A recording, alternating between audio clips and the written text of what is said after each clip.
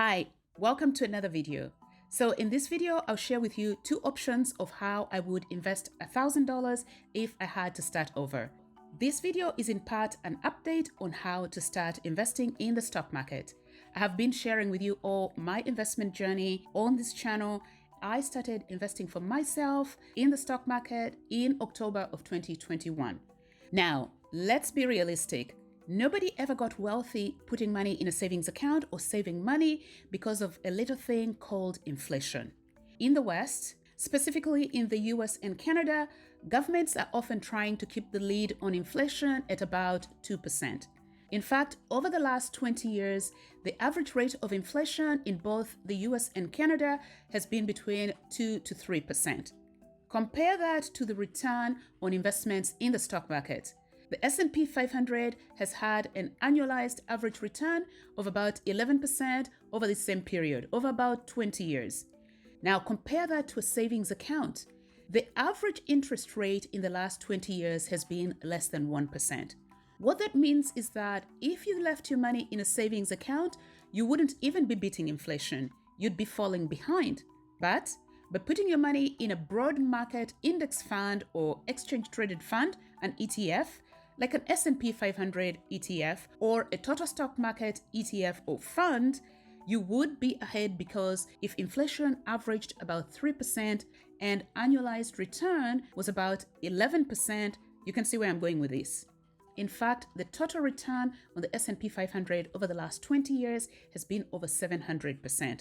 So it is important that you invest your money, and I am an advocate for investing in the stock market because you can start with as little as $1.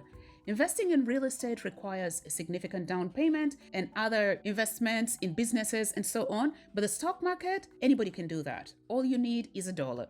Now, before you start investing in the stock market, you will need to educate yourself, learn the basics of investing.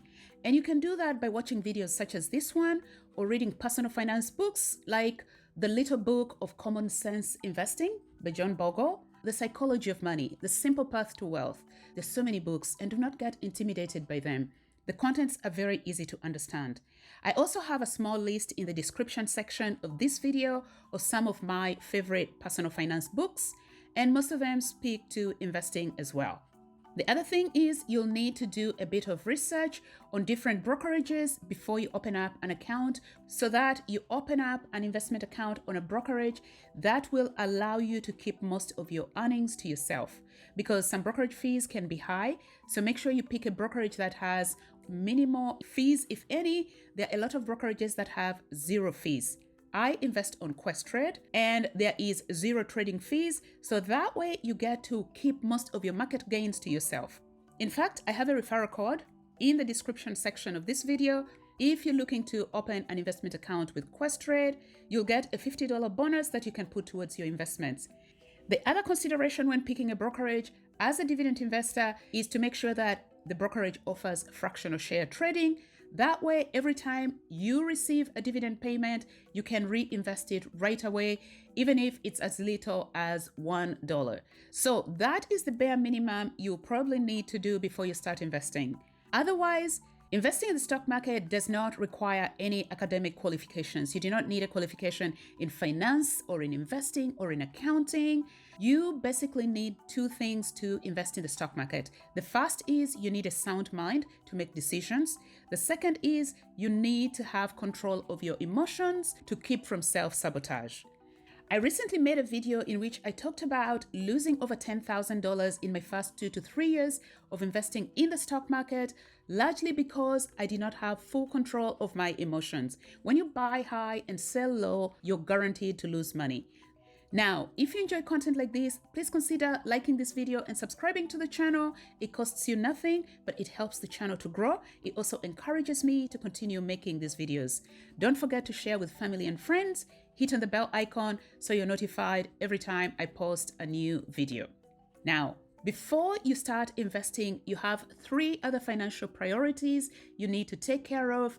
The first thing is you need to make sure that you can meet your basic needs. Food, shelter, transportation, healthcare, insurance, the things that allow us to live. If you cannot cover your basic needs, you have no business being in the stock market. Number 2, make sure that you've paid off your high interest debt, including credit cards, and that you can cover your minimum payments on debt, such as your student loan, car loans. Make sure you can make those payments before you start putting money in the market. Otherwise, it's self-defeating. The third financial priority is to make sure that you have an emergency fund for at least 3 to 6 months before you start investing, so that you're not forced to liquidate your stocks because you have an emergency and you do not have an emergency fund. In fact, if you're a freelancer, you'll probably need an emergency fund for at least 12 months. Also, make sure that any emergency fund is saved or put away in a high yield or high interest savings account, so that at a minimum you are at par with inflation, or at least you're beating inflation. Don't just leave it in a savings account. So once you've taken care of those, you're ready to start putting money in the stock market. Now, here are 4 key factors for successfully investing in the stock market. Number 1, you need to set a goal. Why are you looking to invest? Are you looking to quit your job and retire early and travel the world? Are you looking to build generational wealth? If you have a goal for investing, you'll remain purposeful and focused.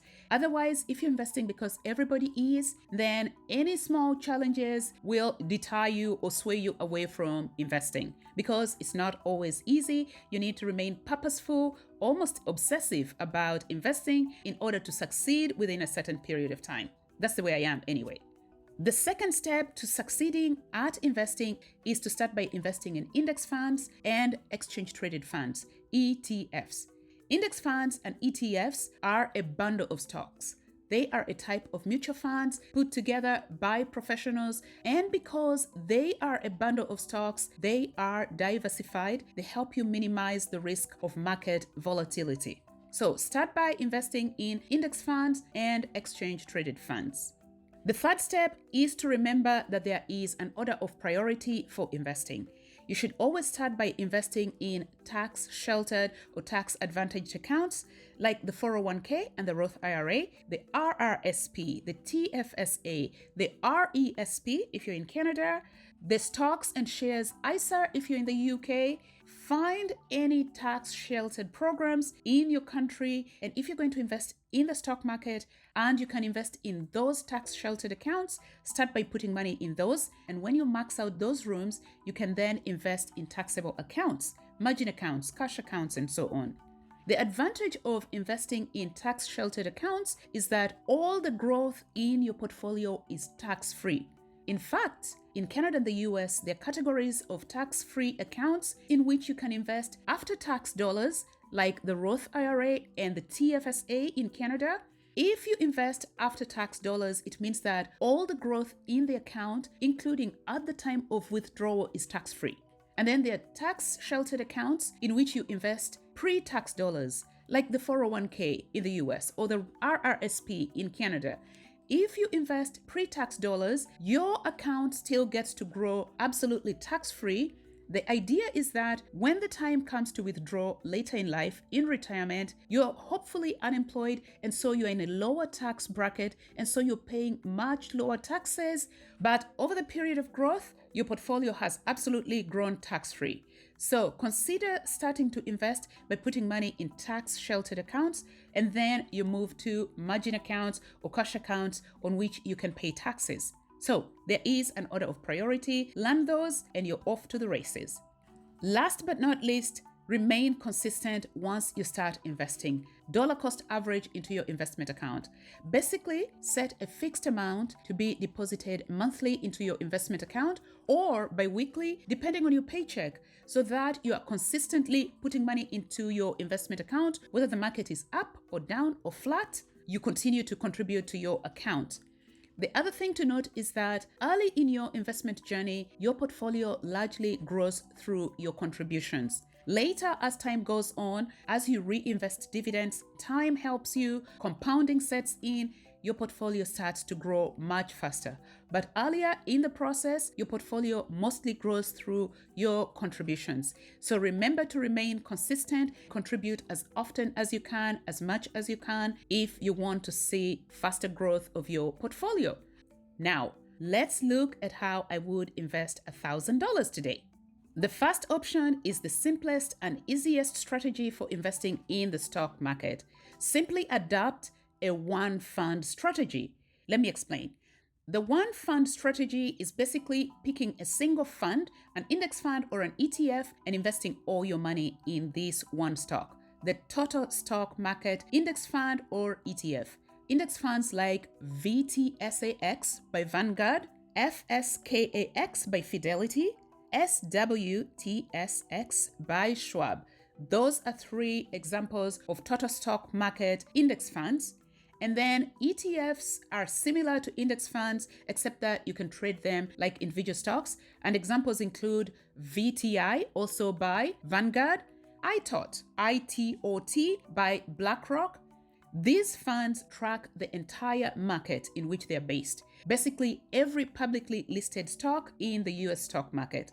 In Canada, there are funds like XIC by BlackRock or ZCN by Bank of Montreal. And by putting your money in XIC, you're basically buying a tiny fraction of every publicly listed company in the Canadian market. This is the type of fund that is recommended by J.L. Collins in his book, The Simple Path to Wealth. Here is the advantage of adopting the one fund strategy. It's easy to stick with because it eliminates the need for constantly researching stocks in order to find something in which to put your money. The other advantage is that because it is a highly diversified fund, it helps you manage market volatility or swings in the stock market. Investing in total stock market ETFs is a vote of confidence in the economy in which you are investing. Remember, the US economy, for instance, has been the leading global economy, I think, since World War II. So by investing in either VTI, which is the ETF version, or VTSAX, an index fund, you are basically believing that the US economy will continue to grow and you will continue to benefit from it. VTI has returned an average of about 14% over the last 10 years. And in fact, the ETF costs or has an expense ratio of 0.03%, so it will cost you about 30 cents to invest your $1,000 in VTI. In the Canadian market, you could invest in funds like XIC by BlackRock or ZCN by Bank of Montreal. Both funds have returned about 10% over the last 10 years. And if you invested in XIC, for instance, it has an expense ratio of 0.06, so it will cost you about 60 cents to invest your $1,000 in XIC. So once you pick the fund in which you want to invest, you just have to DCA, dollar cost average, into the portfolio, and over time, you will see yourself building wealth. Ultimately, the one fund strategy is the simplest and easiest, the most hassle-free, and perhaps the most inexpensive way to invest $1,000 in the stock market. Option 2. Now, if you feel well qualified to pick stocks, here is how I would invest my $1,000. Understanding that I am a dividend investor and my focus for investing in the stock market is to build a cash flow stream, this is how I would go about splitting my $1,000. I'd start by still putting 50% of the $1,000 in a broad market ETF, a total stock market ETF, or an S&P 500 ETF, so that I have a solid foundation for my portfolio. And also that helps me minimize market volatility. And then I would allocate 20% to a good dividend ETF like SCHD or VYM because I am a dividend investor and I am seeking income from the market. Then I would allocate the remaining 30% to individual stocks with a focus on cash flow, dividend sustainability, and dividend growth. Now, having said that, you still have to remain mindful of market risks. So I'd still be mindful of diversification. Now, something I wanted to point out is that most broad market ETFs, including the total stock market ETFs like VTI and XIC and S&P 500, funds like VOO or SPLG also pay dividends. They're technically dividend stocks. However, the amount that they pay in dividends is very modest or very immaterial. It will not help you cover your living expenses if you seek income from the stock market. Now, with that out of the way, I'd turn my attention to the last 30% of the 1,000 and put that in 3 great individual stocks that are dependable dividend payers. blue chip dividend paying stocks. And these would have to be dividend aristocrats. And so my 3 stocks that I'd pick would be Procter & Gamble, Johnson & Johnson, and the Royal Bank of Canada. Now, remember that even if I've already put 70% of my investments in funds, I still want to make sure that the last 30% is also diversified. And the general rule of thumb is that you never put more than 10% of your investments in a single stock. So the last 30% I'll put in 3 different stocks, and I will assign just 10% of the entire 1,000 to each of the individual stocks. And I would make sure that the 3 companies are all in 3 different sectors. So Procter & Gamble is in the consumer staples sector. The second stock is Johnson & Johnson, and that's a company in the healthcare sector. Last but not least, I'd put my last $100 in the Royal Bank of Canada, ticker symbol RY. This is a company in the financial services sector. It is Canada's largest company by market cap, a great dividend payer, and a good growth stock at the same time. So in a nutshell, I'd put 50% of my $1,000 in a broad market ETF, like a total stock market ETF or an S&P 500 ETF. I'd put 20% in a dividend ETF like SCHD or VYM or any other good dividend paying stocks, XEI for the Canadian market. And then I'd put the last 30% of the 1,000, $100 each, in 3 great blue chip stocks, 3 dividend aristocrats, to support my goal of building a portfolio that will for a long time continue to provide me with cash flow and allow me to retire early. That's why it's important to set a goal for your investment before you start investing, because you'll keep coming back to your investment goal, to your investment thesis, even as the years progress.